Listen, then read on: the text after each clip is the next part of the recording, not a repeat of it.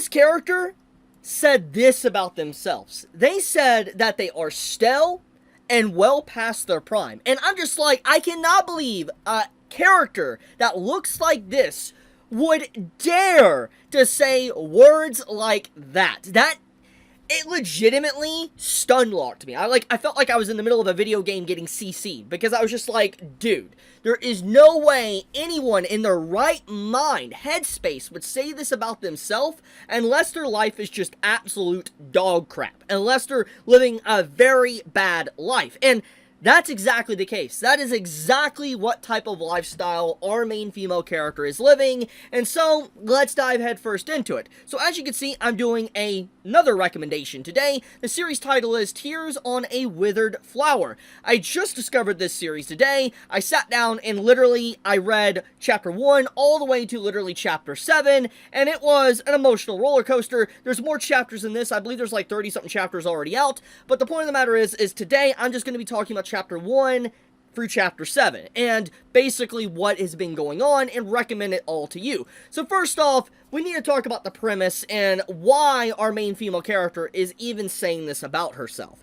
So, in the first chapter, it is literally established that she is someone that's working very hard, very long hours, long shifts, basically, to pay for everything, utility bills, rent, and everything in between, and to support her, like, husband's lifestyle.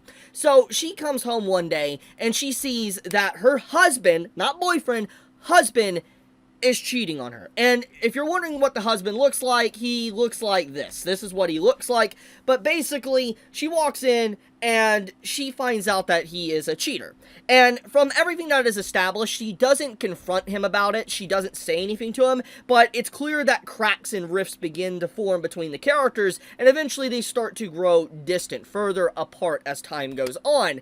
And basically what the entire premise shows is that you have this supposed, like, marriage that has started to begin to, like, crumble apart and no longer really exist. In fact, what hammers this home is chapter 3, where we found out that her supposed husband is actually not even married to her anymore. For instance, they divorced a long time ago, get into that in a second, but basically, they divorced, and the actual supposed used-to-be husband, now ex, is like, oh, you know, just keep it private between us, you know, you shouldn't say that we're husband and wife or anything, and, you know, he's still living with her and all that, mooching off of her, while she's basically paying most of the bills, most of the utilities and everything, and she's just dealing with this, and he's continuing to lead her on that they're going to remarry as things get better. So we need to kind of explain that. Why did they divorce? Well, you find out literally in chapter 3 that basically this guy right here, her ex-husband, got into a lot of debt. He apparently got a lot of debt, or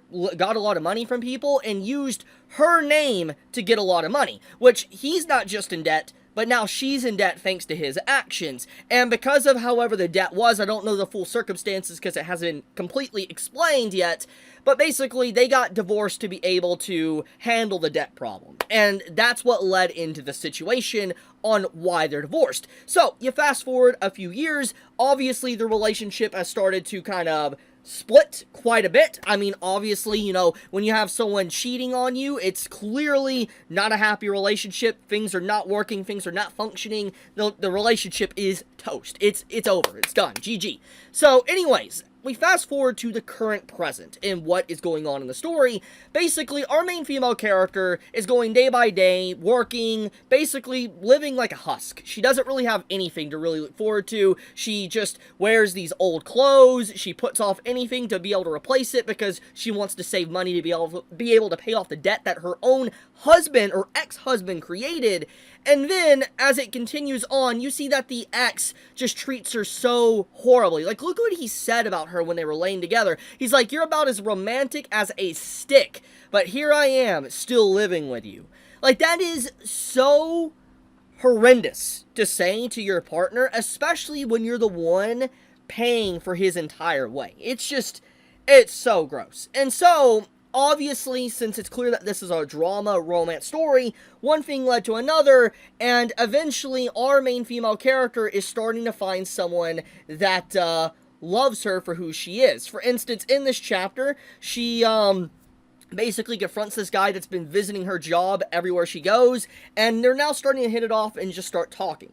And it's very obvious why she's doing this. The relationship is rocky. There is no love really to be seen whatsoever. And now she's trying to feel like maybe she can be young again because she's in her 30s and she wants to feel like she's, fresh out of high school. She wants to, feel that love again, fall deeply in love, which leads into the situation between these two characters. Now, I do want to reiterate that at this time within the story, present day, her original husband, they're not married anymore. They're ex. Like, they're not at all. But they're just, like, relationship in name only. Barely, but not even outside of it. Because literally, within chapter 6 and 7, the actual husband, or supposed husband, he literally calls her his cousin to try to get with this other girl that he meets at his job. And at the end of chapter 7, he's going to her house to, do the deed, so to speak. So you can see where the story premise is going. Basically, you have this unfaithful husband or ex that clearly doesn't really have any love or care whatsoever for his previous love, and he is just moving on, and he's mooching and using her. That's what he's doing. And it's just legitimately sad. It's a very heartbreaking story so far, because it's like, it sucks to see someone that, was so in love fall out of love, and now experiencing not just heartbreak, but realizing, is it okay if they have new love in someone else?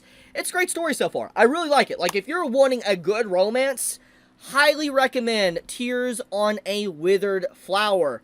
Great so far. Literally, you can read this. I'll have it linked in the description if you want to check it out for yourself. Very good read.